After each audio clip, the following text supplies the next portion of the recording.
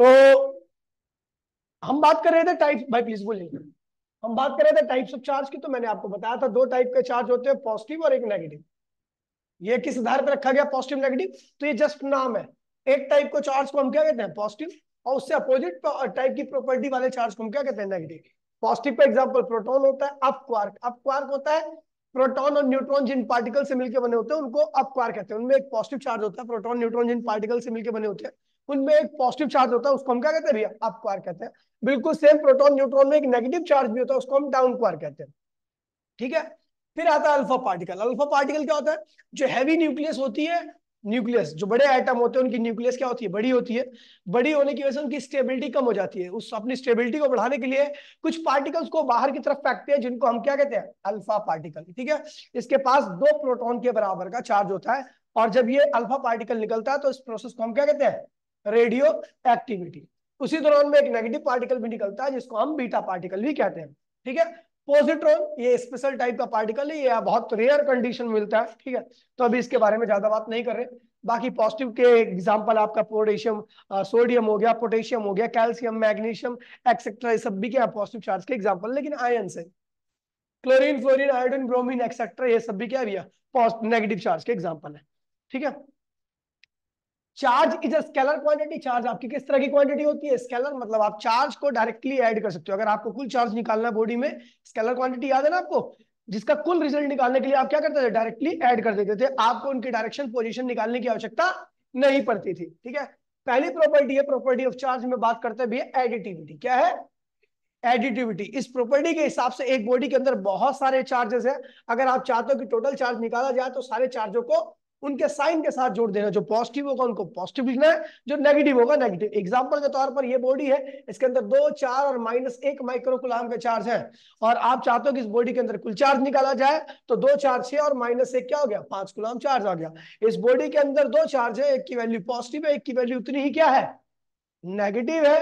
तो कुल चार्ज निकालने के लिए दोनों को ऐड करोगे तो ये 0 होगा। अच्छा, इसकी वैलिडिटी क्या होती है, छोटे लेवल पर वैलिड होता है। बड़ा सिंपल सा रीजन है, क्योंकि मैं छोटे से छोटे चार्ज को देखूं तो उसमें इलेक्ट्रॉन की संख्या क्या होती है, बहुत ज्यादा हो जाती है। तो इसीलिए हम जब भी ये वाली प्रॉपर्टी, एडिटिविटी वगैरह प्रॉपर्टी को हम डील करते हैं, तो ये हमेशा छोटे चार्जेस के लिए, बहुत छोटे चार्जेस के लिए वैलिड होती है, क्योंकि उसके अंदर भी बहुत सारे इलेक्ट्रॉन होते हैं। ठीक है। तो इसीलिए इसकी वैलिडिटी क्या है, माइक्रोस्कोपिक लेवल तक है। मैक्रोस्कोपिक लेवल पे प्रॉब्लम क्या आती है कि नंबर ऑफ चार्ज क्या होता है, बहुत ज्यादा हो जाते हैं, उनकी संख्या तो बहुत ज्यादा आती है, लेकिन चार्जेस क्या होते हैं, 1, 2 कुलाम के रहते हैं, छोटी चार्ज रहते हैं, लेकिन संख्या उनमें इलेक्ट्रॉन की क्या होती है, बहुत ज्यादा होती है। फिर आते हैं भैया, चार्ज होता है आपका इनवेरिएंट नेचर का होता है। क्या होता है, इनवेरिएंट नेचर का, मतलब चार्ज की वैल्यू बदलती नहीं है। जो रेस्ट में है बॉडी के ऊपर, वही चार्ज मोशन में भी होगा, चाहे वो कितनी ही स्पीड से क्यों ना चल रही हो। ठीक है भैया। ये बॉडी, अब देखिए मास की बात करता हूं, तो मास की अगर मैं बात करता हूं, तो बॉडी रेस्ट में उसका मास m1 था, बॉडी मोशन में आ गई, उसका मास क्या हो गया, m2 हो गया। तो हम देख रहे हैं एक ही बॉडी का मास रेस्ट में m1 था, तो उसी बॉडी का मास मोशन में क्या हो गया, m2 हो गया। यानी मास बदल रहा है, यानी मास क्या है, वेरिएंट नेचर का। हम देख रहे हैं एक बॉडी है रेस्ट में, उसकी लेंथ क्या थी, L1 थी। एक बॉडी है मोशन में, उसकी लेंथ क्या होगी, उसी बॉडी की लेंथ जब मोशन में हुई तो उसकी लेंथ क्या होगी, L2 होगी। दोनों लेंथ आपस में बराबर नहीं है, इसका मतलब लेंथ भी क्या है, वेरिएंट नेचर की है। एक बॉडी थी, जब वो रेस्ट में थी उसके लिए टाइम t स्पीड से चल रहा था, और एक बॉडी थी, वही बॉडी जो पहले थी, वो अब मोशन में चलने लगी, तो उसके लिए टाइम क्या हुआ, t2 स्पीड से चलने लगा। हम देख रहे हैं भैया दोनों टाइम की वैल्यू क्या, और ये बदल गई, यानी टाइम भी क्या है भैया, वेरिएंट है। फिर मैंने लास्ट में बोला चार्ज की बात की, एक बॉडी है जिसके ऊपर रेस्ट में थी, तो उसके पास चार्ज कितना था, Q1, और जब वो चलने लगी तो उसके ऊपर चार्ज क्या हो गया, Q2। लेकिन हमने देखा कि Q1 और Q2 में कोई चेंज है ही नहीं, यानी चार्ज क्या है, इनवेरिएंट नेचर का, कोई दिक्कत तो नहीं है। ये प्रॉपर्टी मैंने बताई थी आपको। ठीक है। बताया जब ये चार्ज ट्रांसफर्ड विद मास, अगर एक बॉडी से दूसरी बॉडी में चार्ज जाता है तो उस बॉडी के अंदर मास भी जाता है, मास का भी ट्रांसफर होता है। जैसे ए बी को क्या कर दे रही है, इलेक्ट्रॉन दे रही है, तो ए जब इसे बी में जब इलेक्ट्रॉन जाएगा, तो बी पे क्या आएगा, इलेक्ट्रॉन फालतू हो गया, नेगेटिव चार्ज आएगा, साथ साथ में उसका मास क्या होगा, बढ़ गया। मास बढ़ने का मतलब यही है कि चार्ज के साथ कौन आया है, मास भी आया। ठीक है। लेकिन ए का ऊपर क्या हो गया, पॉजिटिव चार्ज आया, और देखा गया कि कुछ मास उसका क्या हो गया,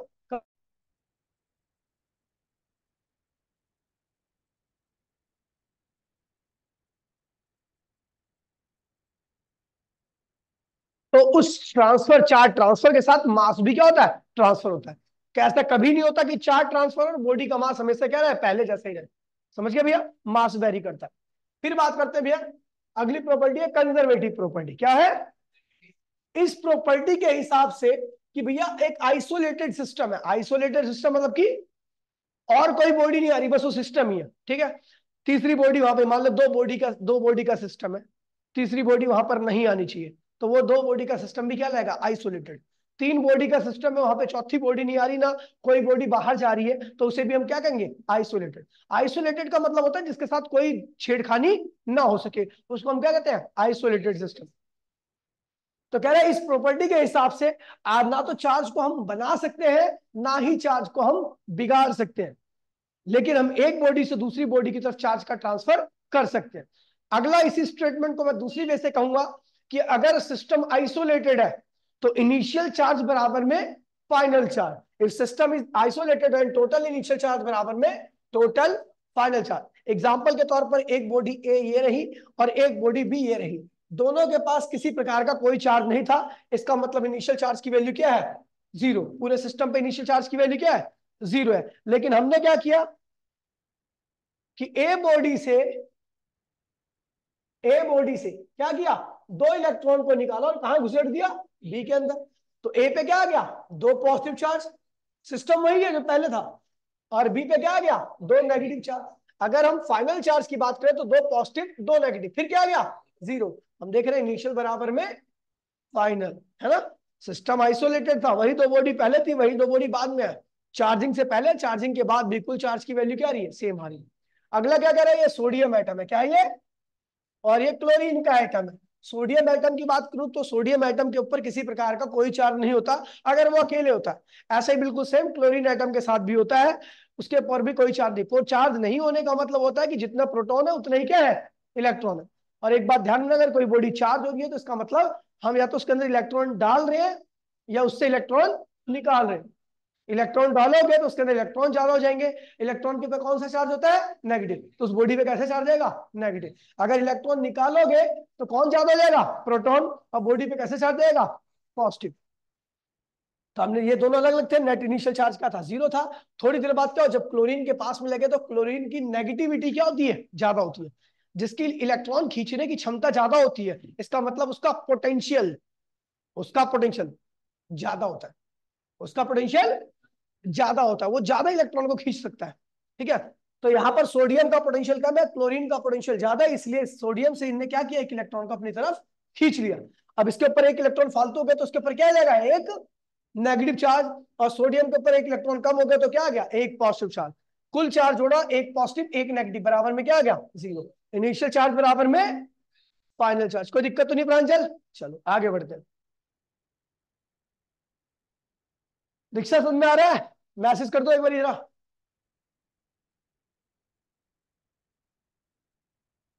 हाँ या ना मैसेज कर दो, थम ऐसे ऊपर कर दो, मैसेज कैसे लिखते हैं सर।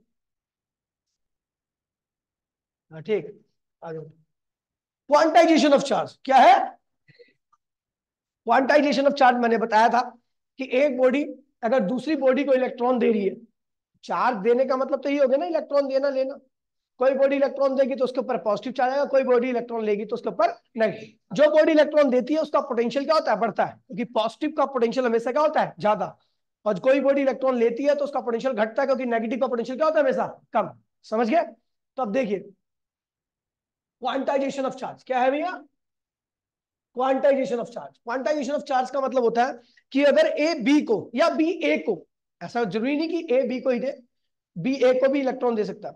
तो कह रहा है जब इलेक्ट्रॉन ट्रांसफर होता है तो या तो एक इलेक्ट्रॉन का ट्रांसफर होता है, या दो इलेक्ट्रॉन का, या तीन का, या चार का, या ऐसा नहीं होता कि कोई एक 5.1 हो जाए, 6.1 हो जाए, 4.5 हो जाए। डेसिमल में इलेक्ट्रॉन का ट्रांसफर, इलेक्ट्रॉन जाएगा तो पूरा का पूरा जाएगा, ऐसा आधा पॉइंट में ट्रांसफर नहीं हो सकता। जैसे आप दुकान में जाते हो, टॉफी लेते हो, तो आधी टॉफी लेते हो क्या, एक दो तीन ऐसी लेते हो ना, 1.5 टॉफी लेती है क्या, दो ढाई, ऐसा पूरे नंबर में लेती है ना, या तो दो टॉफी है, तीन टॉफी है, चार टॉफी है, पांच टॉफी।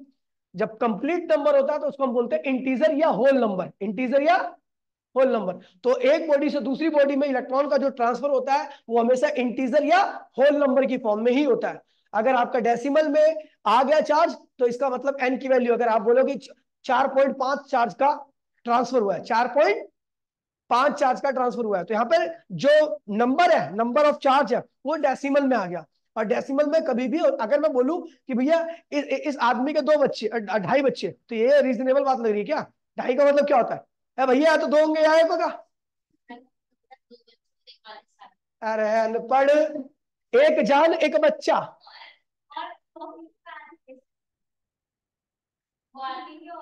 वो ऐसे दांत से तोड़ के देगा फिर भी देगी। ये ले, अब तो दांत से तोड़ के देता, ले खा ले, आधी मैं खा लेता हूँ, आधी तू खा ले, ठीक है। तो अब देखिए, ओए भाई प्लीज देखिए, तो हाँ मैं बात कर रहा था कि भैया अगर आपसे पूछा जाए कि दीपांशु तेरे पापा कितने बच्चे हैं, तो कितने बोलेंगे? अब तू एक ही ना। वंश तेरे पापा के कितने बच्चे हैं? 2 है। समर्थ बोल, 2 है, एक तेरी बहन, एक तेरे पापा कितने बच्चे हैं? तेरे पापा कितने हैं? 2। अब तेरे पापा के कितने बच्चे हैं मैं? तो अब किसी के ऐसा तो नहीं है कि 2.5 3 2.5 है ना, ऐसा ऐसा बच्चा तो है नहीं, पूरा बच्चा होगा, पूरा साबुत साबुत बच्चा। अब तो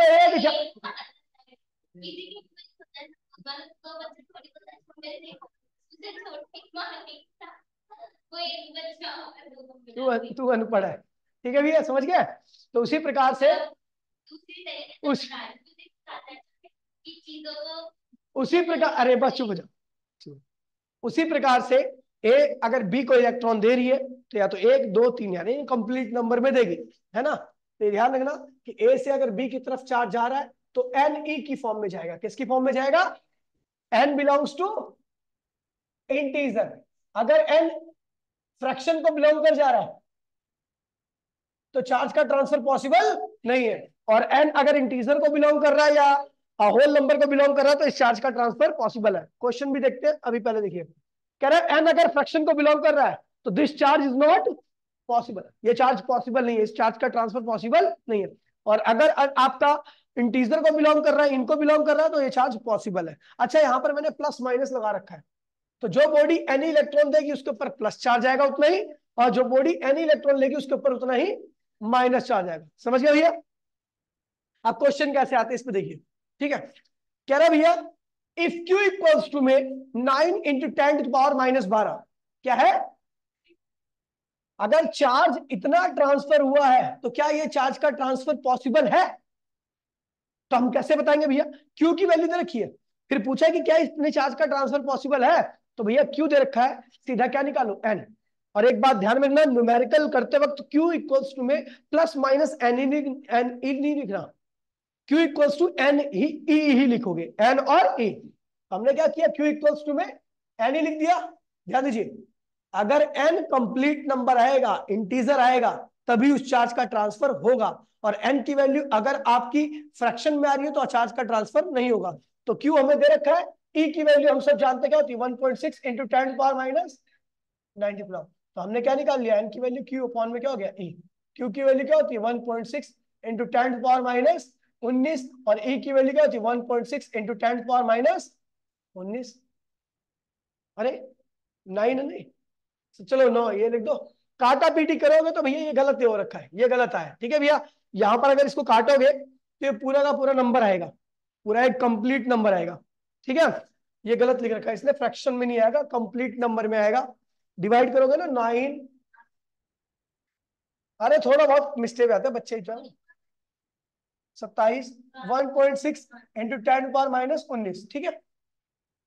इसे काटोगे तो क्या हुआ, 7, 10⁻7, 7 बचेगा, ये 90 हो गया, 16 पंचे 80, 5 बार गया, 10 बचा, 1 जीरो ले लो, 96,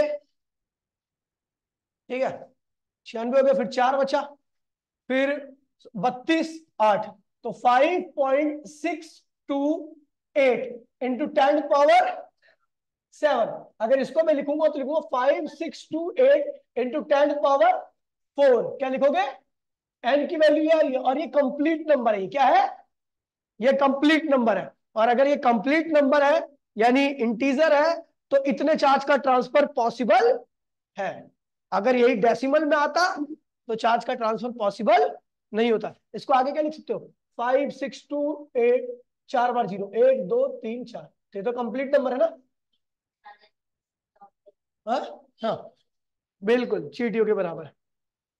अगला क्वेश्चन क्या कह रहा है, Q इक्वल्स टू इतना, is this charge is possible, क्या ये चार्ज पॉसिबल है। फिर क्या निकालना है, एन। एन क्या होता है, Q अपॉन में ही बोला, हाँ Q की वैल्यू कितनी बेटा, 6.4 इंटू 10 प्लस 20 है, प्लस 20 है, हाँ प्लस 20 है, 20 माइनस 20 है, प्लस 20 है।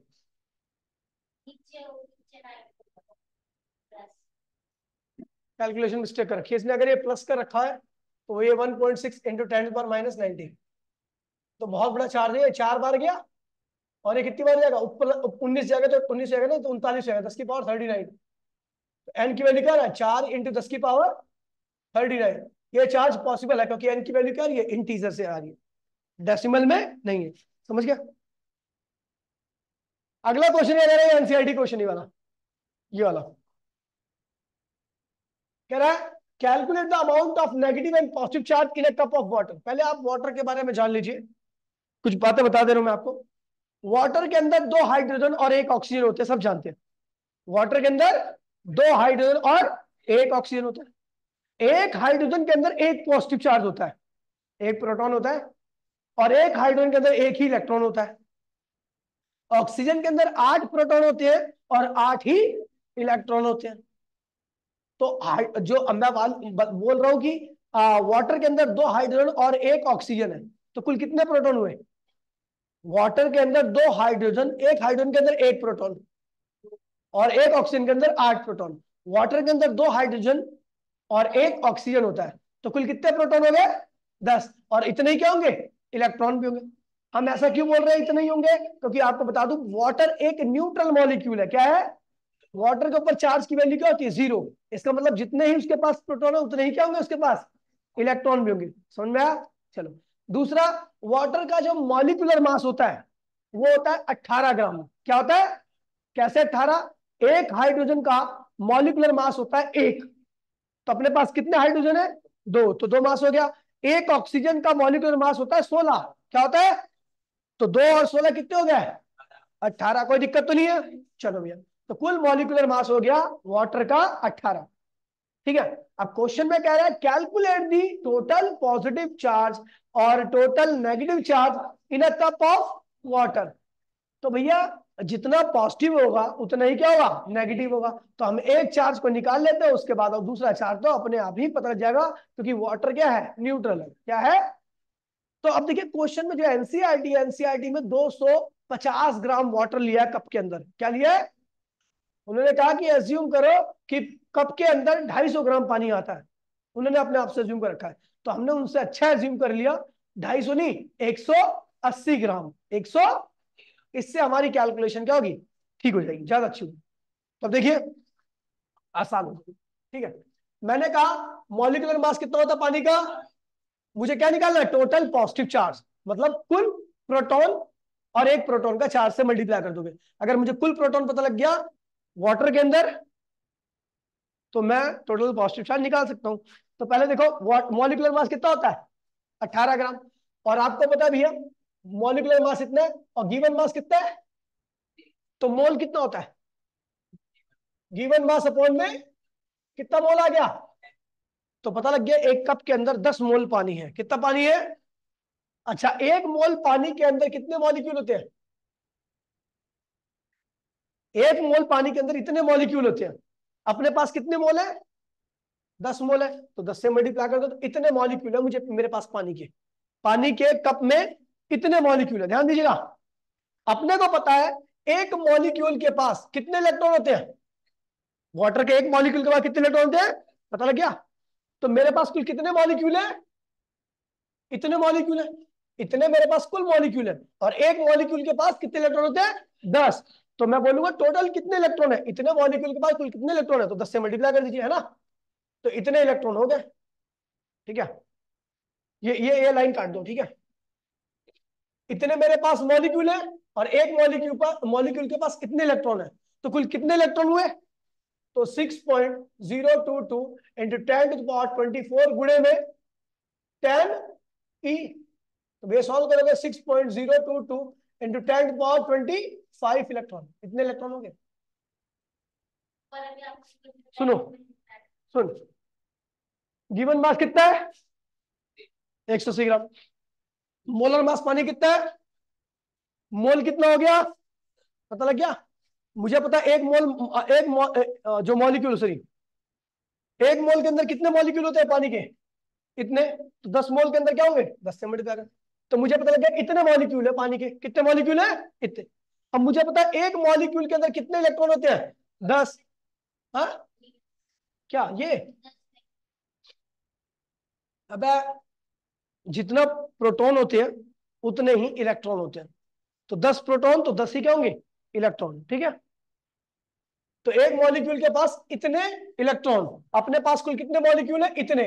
तो कुल कितने इलेक्ट्रॉन रहेंगे अपने पास, 10E इंटू में नंबर ऑफ 0.22 इंटू 10⁻24।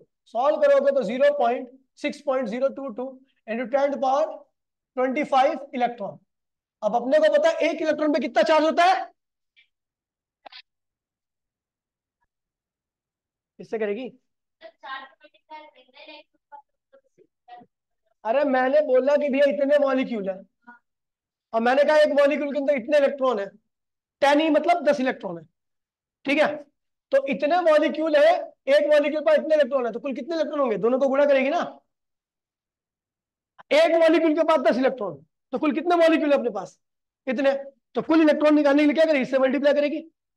अब कुल इलेक्ट्रॉन पता लग गया, इतने इलेक्ट्रॉन है। मुझे पता है एक इलेक्ट्रॉन पे कितना चार्ज होता है, -1.6 इंटू 10⁻⁻90।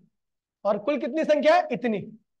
मल्टीप्लाई कर दो, माइनस लगाना पड़ेगा इलेक्ट्रॉन के लिए, इलेक्ट्रॉन पे चार्ज नेगेटिव होता है। तो कुल नेगेटिव चार्ज आ गया, और कुल नेगेटिव चार्ज आ गया तो इतना ही क्या होगा, पॉजिटिव चार्ज। दोबारा सुनिए इस क्वेश्चन को। ठीक है, ये एनसीईआरटी क्वेश्चन है। हमें क्या रखा है, ध्यान दीजिए, हमें क्या रखा है, गिवन मास कितना है 180 ग्राम। मोलर मास कितना है, कितना मोल आ गया, एक मोल के अंदर कितने इलेक्ट्रॉन, सुनो, एक मोल के अंदर कितने मॉलिक्यूल होते हैं। तो हमारे पास कुल कितने मॉलिक्यूल है, कितने मोल है, 10। तो कुल मॉलिक्यूल हमें पता लग जाएंगे, इतने वाटर के इतने मॉलिक्यूल है मेरे पास। एक मॉलिक्यूल के पास कितने इलेक्ट्रॉन, एक मॉलिक्यूल के पास कितने इलेक्ट्रॉन, 10 इलेक्ट्रॉन। तो जितने मॉलिक्यूल मेरे पास है उनके पास कुल इलेक्ट्रॉन आ गया। एक इलेक्ट्रॉन का चार्ज पता है, उससे मल्टीप्लाई कर दो नंबर ऑफ इलेक्ट्रॉन से, तो कुल आपका नेगेटिव चार्ज आएगा, उतना ही क्या होगा। समझ गया, ये कह रहा हूं मैं, अब समझी। बड़ी मोटी बुद्धि है रे तेरी।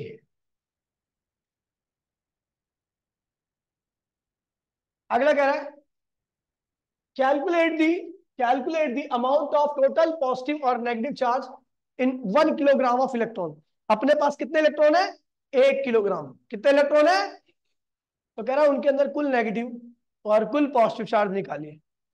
ठीक है, नेगेटिव चार्ज निकालिए। तो मुझे पता है एक इलेक्ट्रॉन का जो मास होता है वो इतने किलोग्राम होता है, एक इलेक्ट्रॉन का मास इतने किलोग्राम। तो 1 किलोग्राम के अंदर इतने इलेक्ट्रॉन होंगे, देखो सुनिए, एक इलेक्ट्रॉन का मास कितना होता है, 9.01 इंटू 10⁻31 किलोग्राम। तो किलोग्राम यहीं पे छोड़ दीजिए, इसको इधर लाओगे तो क्या होगा, नीचे आएगा।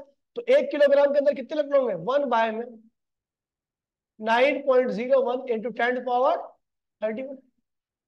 देखिए, एक इतने, जब इतना मास होता है तो इतना इलेक्ट्रॉन होता है, इतने मास में इतना इलेक्ट्रॉन। तो इतने मास में इतना इलेक्ट्रॉन, इसको सॉल्व करोगे नंबर ऑफ इलेक्ट्रॉन मेरे को पता लग जाएगा, इतने इलेक्ट्रॉन आ गए। मेरे पास कुल इलेक्ट्रॉन कितने हैं, इतने। एक इलेक्ट्रॉन पे चार्ज पता है मुझे कितना होता है, -1.6 इंटू 10⁻90। मेरे पास कुल कितने इलेक्ट्रॉन है, इतने। मल्टीप्लाई कर दो। दोबारा सुनिए, क्वेश्चन क्या कह रहा है, कह रहा है भैया कि 1 किलो में कितना नेगेटिव चार्ज। तो नेगेटिव चार्ज बोले तो इलेक्ट्रॉन की वजह से, तो अपने को पता है 9.01 इंटू 10⁻31 किलोग्राम में कितने इलेक्ट्रॉन होते हैं, 1 इलेक्ट्रॉन। इतने मास में कितने इलेक्ट्रॉन होते हैं? इतने। तो 1 किलोग्राम मास में कितना होगा? 1/9.01 इंटू 10 पावर 31। कोई दिक्कत तो नहीं है? इतने इलेक्ट्रॉन हो गए, ये नंबर आ गया। अपने पास कुल कितने इलेक्ट्रॉन है? इतने, 1 किलोग्राम के अंदर। मुझे पता है टोटल चार्ज निकालना। चार्ज क्या होता है? Q equals to n. N की वैल्यू क्या है? ये रही। और ए की वैल्यू सब जानते हैं, -1.6 इंटू 10 to the power -90। ठीक है भैया, आगे बढ़े। ऑनलाइन वाले सुन रहा भैया, मैसेज कर दो एक बारी, कौन कौन है? भूमि, दीक्षा, सलोनी ठाकुर, मैसेज करो। हाँ हाँ बताओ, जल्दी बोलो। ठीक है, और बताओ। सलोनी, भूमि, इनको ये सोई गई होंगी मुझे लग रहा है। नहीं नहीं, सलोनी तो पढ़ रही होगी, पक्की बात है। हाँ, सलोनी नहीं सोती। भूमिका शायद सो गई हो। ठीक है, कोई दिक्कत तो नहीं उठा, आगे बढ़े। अब आगे बढ़ते भैया। How to charge a body. आप किसी बॉडी को किस प्रकार से चार्ज कर सकते हो? तो बाय एडिंग, ध्यान दीजिए भैया, एडिंग और removal of the electron is the cause of charging. समझ गए? इलेक्ट्रॉन का निकालना और इलेक्ट्रॉन का डालना क्या कहलाता है? चार्जिंग। इलेक्ट्रॉन डाल दोगे तो क्या होगा? Negative charge. इलेक्ट्रॉन निकाल दोगे तो क्या होगा? Positive charge. तो इलेक्ट्रॉन को ऐड करना, इलेक्ट्रॉन को विड्रॉ करना, दोनों ही क्या कहलाता है? चार्जिंग कहलाता है। ऐड करने पर नेगेटिव चार्ज और विड्रॉ करने पर पॉजिटिव चार्ज। समझ गए भैया? तो हाँ, जब भी आपको चार्जिंग का केस पढ़ना है तो ये ध्यान रखना, चार्जिंग में हम या तो इलेक्ट्रॉन को ऐड करेंगे या निकालेंगे। ठीक है भैया? प्रोटॉन के साथ छेड़छाड़ी नहीं कर सकते। बड़ा सिंपल सा रीजन है, क्योंकि प्रोटॉन कहां पे होता है? न्यूक्लियस के अंदर। कहां पे होता है? और न्यूक्लियस से किसी भी चीज को निकाल पाना असंभव है, इसलिए प्रोटॉन को हम छेड़ा छाड़ी नहीं कर सकते। हम दूसरी वे में कह सकते हैं कि प्रोटॉन क्या होता है? रिजिड होता है, और इलेक्ट्रॉन क्या होता है? मोबाइल होता है। क्या होता है? प्रोटॉन इज रिजिड, मतलब वो अपनी जगह से हिल, while electron is mobile, electron move कर सकते। ठीक है भैया? अच्छा बताओ, 11th की फिजिक्स आसान थी या 12th की? है? आपको पता है 12th की फिजिक्स ज्यादा हार्ड है। आपको आसान लग रही होगी क्योंकि आपका भी जुनून चढ़ा होगा आपकी पढ़ूंगा अच्छे से। जहां भी कंसंट्रेशन दी ना, ये आपको डैमेज कर देगी, इसलिए कंसंट्रेशन ऐसी बना के रखोगे तो आसान है। ठीक है, चल। अच्छा, भूमिका का ही मैसेज आएगा। हाँ आ रहा है। कह रहा चार्जिंग बाय फ्रिक्शन। किससे चार्ज करना है भैया हमें? फ्रिक्शन से। अब देखो बड़ी बड़ी बेसिक सी बात आता हूँ कि भैया फ्रिक्शन करते हो तो क्या निकलती है? हीट। दो बॉडी को आपस में रब करोगे, उनके बीच में क्या होगा? फ्रिक्शन होगा। फ्रिक्शन से क्या निकलेगी? हीट। और हीट क्या करती है? एटम के अंदर जाएगी तो एटम के इलेक्ट्रॉन की एनर्जी को क्या करेगी? बढ़ा देगी। जब इलेक्ट्रॉन की एनर्जी बढ़ जाती है तो इलेक्ट्रॉन क्या करता है? एटम को छोड़ करके बाहर निकल जाता है। उस एनर्जी को हम थ्रेशोल्ड एनर्जी कहते हैं। क्या कहते हैं उसे? लेकिन फिजिक्स में हम उसको वर्क फंक्शन कहते हैं। क्या कहते हैं उसे? दोनों सेम चीज है, लेकिन केमिस्ट्री में थ्रेशोल्ड एनर्जी से जाना जाता है और फिजिक्स में वर्क फंक्शन से। वर्क, एक बड़ा एटम जो होता है उसका इलेक्ट्रॉन न्यूक्लियस से क्या होता है? दूर होता है। क्या होता है?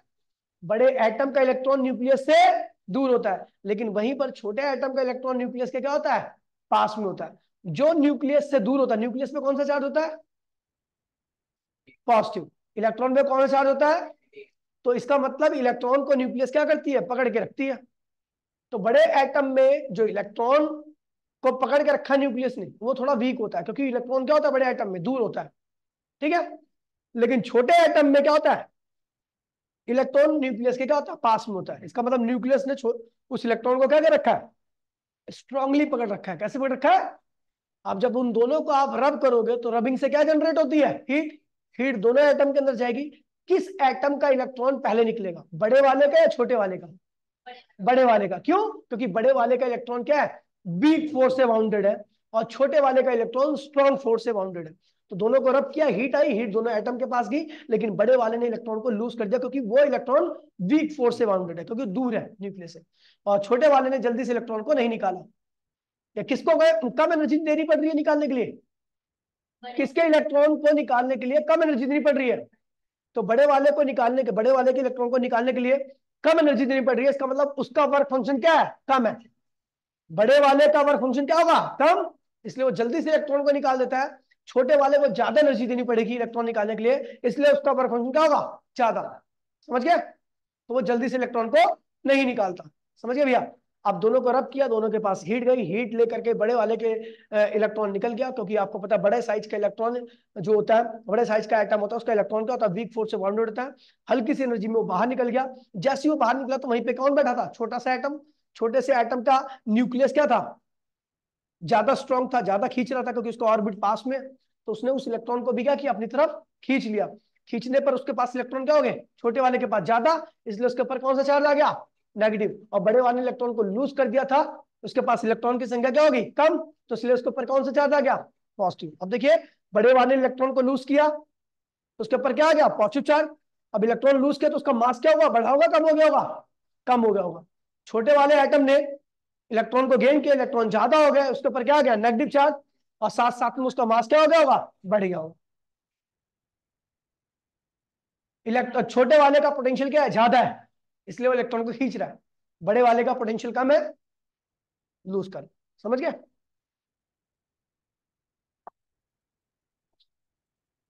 ठीक है। तो ये देखो, बड़ा आइटम बिल्कुल से हीट दी, यहाँ पर भी हीट गई।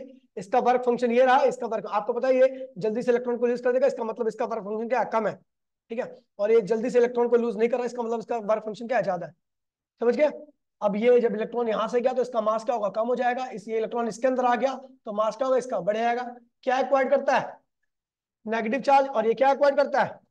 और यहाँ पर मैंने लिखा है सारी चीजों को, जो मैंने बोला, ध्यान से मेरी बात को सुनना, हो सकता है आपको रिकॉर्डिंग दोबारा देखनी पड़े। ठीक है। अब देखिए, ये बड़े वाले एटम के पास क्या आ गया? Positive charge. मास इसका कम हो गया, इलेक्ट्रॉन लूज किया। छोटे वाले के पास क्या आ गया? मास इसका गेन हुआ, इलेक्ट्रॉन गेन किया। और यहाँ पे ध्यान रखना, बड़े वाले का वर्क फंक्शन क्या है? कम, क्योंकि इसने थोड़ी सी एनर्जी में इलेक्ट्रॉन को लूज कर दिया। और छोटे वाले का वर्क फंक्शन क्या है? लार्ज, क्योंकि इसने जल्दी से इलेक्ट्रॉन को लूज नहीं किया। जो जितनी देर में इलेक्ट्रॉन को लूज करेगा, जितनी ज्यादा एनर्जी में इलेक्ट्रॉन को लूज करेगा, उसका वर्क फंक्शन उतना ही ज्यादा होगा। समझ गए बेटा? चलो, वर्क फंक्शन क्या है बता दियो भैया। Amount of energy required to remove the electron from the outer most shell of the. ठीक है, कोई दिक्कत नहीं। तो मैंने दूसरी क्लासेस में, मॉर्निंग के बैच में भी इतना पढ़ाया था, और आप पीछे थे, इसलिए मैंने आज थोड़ा स्टार्ट किया। ठीक है, और पीडीएफ से कवर कर दिया। ठीक है, ये पीडीएफ के इतने जितने पेज मैंने पढ़ा रखे हैं उसकी फोटो भेज दूंगा टेलीग्राम पे, वहां से नोट्स बना लेना। ठीक है, आज इतना ही। टाटा बाय बाय, जय हिंद जय। और हाँ, कल आपकी क्लास स्किल यार्ड पे उस वाले सेंटर पे होगी। ठीक है, तो वहां पे आ जाना। ठीक है, मॉर्निंग में 8:30 बजे, 8:30 से 10। ठीक है। और एक बात और है, आपके दोस्त जो इधर उधर भटक रहे हैं ना, उनको सही सलाह दो कि भैया 12वीं एक्सपेरिमेंट करने वाली क्लास नहीं है। यहाँ पे सबसे ज्यादा रिजल्ट मेरा ही आता है फिजिक्स में, मैथ में विकास भैया का आता है, केमिस्ट्री में अंकित सर का आता है। ठीक है, तो आप और कहीं मत भटको। ठीक है भैया, मिलते हैं अगली क्लास में। टाटा बाय बाय, जय हिंद जय भारत।